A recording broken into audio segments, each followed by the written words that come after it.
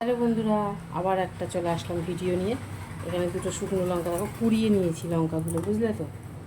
লঙ্কাগুলো ভাজিনি, পুড়িয়ে নিয়েছি। এইবার এই লঙ্কার মধ্যে দিয়ে দেবো একটু লবণ।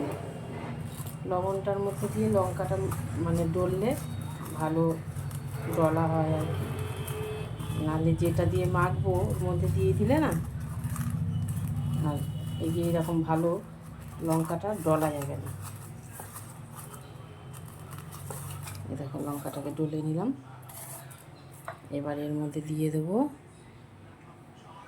এই যে পেয়ারা কেটে ধুয়ে রেখেছি, দিয়ে দেবো পেয়ারা।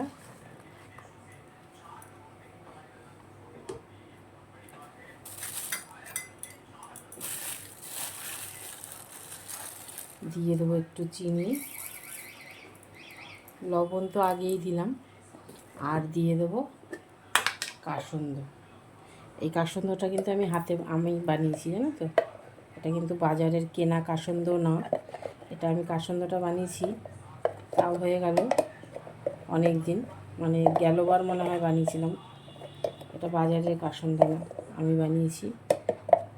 আবার একদিন বানিয়ে তোমাদেরকে দেখিয়ে দেবো কীভাবে বানাতে হয়।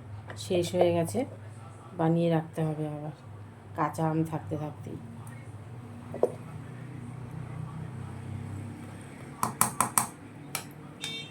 পেয়ারা মাখায় একটু কাসুন্দ দিলে দারুণ লাগে।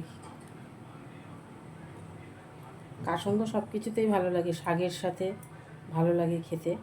আগের দিনের লোকেরা বেশ শাকের সাথে কাসুন্দ খায়, ভালো লাগে। এবার হাত দিয়েই কিন্তু মেখে নিচ্ছি, হ্যাঁ, চামচ দিয়ে মাখা যাবে না, তাই হাত দিয়েই মেখে নিলাম। এরকমভাবে তোমরা কারা কারা মেখে খাও পেয়ারা? এমনি পেয়ারা তো খাও, এইভাবে মেখে কারা পছন্দ করো? আমার তো